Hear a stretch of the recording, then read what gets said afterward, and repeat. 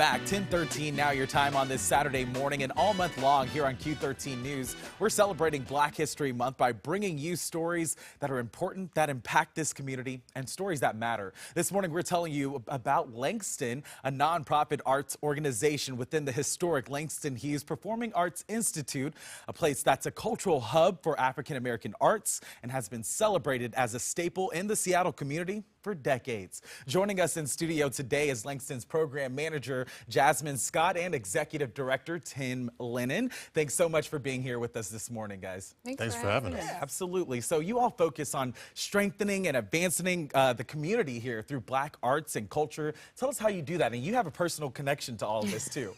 I do.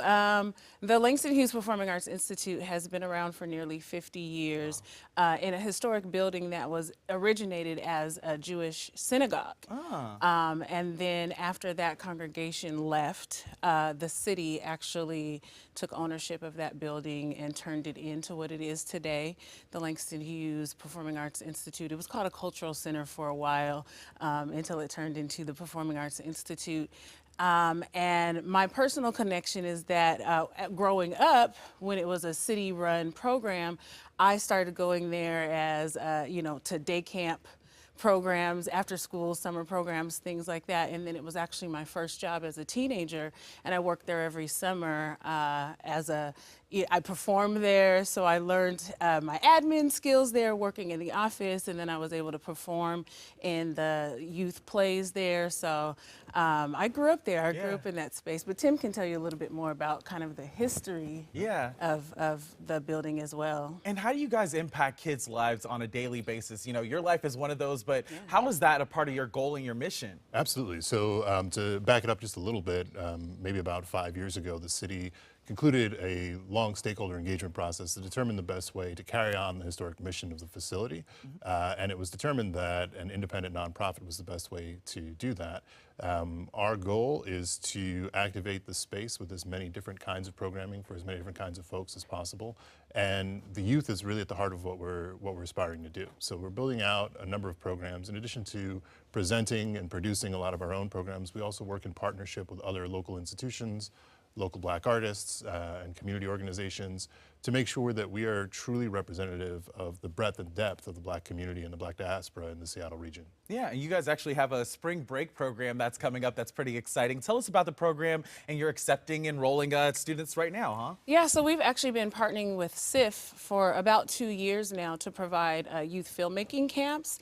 So we actually, before spring break, on the 29th will be the first of 3 Saturdays where kids can come in and they do 8 hours a day. They do a full day every Saturday, and they do intensive, immersive filmmaking. And so start to finish, they write the scripts, they shoot them, they edit, they do the whole thing, and then at the end of each day they'll screen their films. And that program is actually free, and if every youth that commits to all 3 sessions actually gets a $100 stipend. Oh, wow. And then for spring break, we do the actual week-long camp, and that's a little different.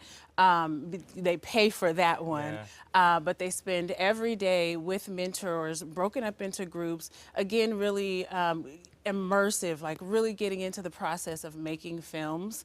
And then at the end of the week, we'll do like a mini festival, a friends and family festival for the kids, and they get to showcase their work. And one of the things that we also do is we try to include their films in our annual film festival. So we really like to showcase them on a broader scale and show the work that these young people are doing. I'm sure they're so proud of that work. And you just mentioned that Black Film Festival that's coming up and some other events that are happening. Tell us about those as well. Yeah, so 2020 is the 17th year of our film festival, and we're actually coming in this year with a new name. It used to be called the Langston Hughes African American Film Festival. We've changed the name this year to the Seattle Black Film Festival. And that just helps us get a lot more visibility and really show people around the country and around the world that Seattle has a Black film festival. You know, when you're searching for film festivals, who knows where the Langston Hughes Film Festival is.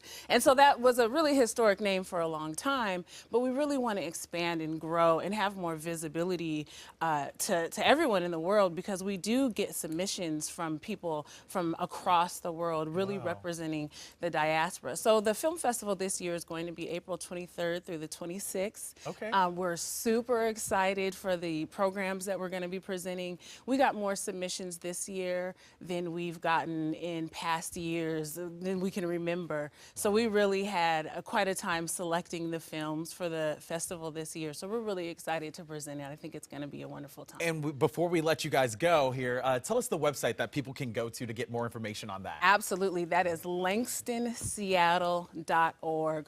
All of our programs and events are listed there. We welcome you to engage, and please subscribe to our newsletter where we're always going to be shooting out information. Tim, Jasmine, thank you so much both for being here with us this morning. We're going to send things over to Grace Lim with another look at that forecast. Hey, Grace.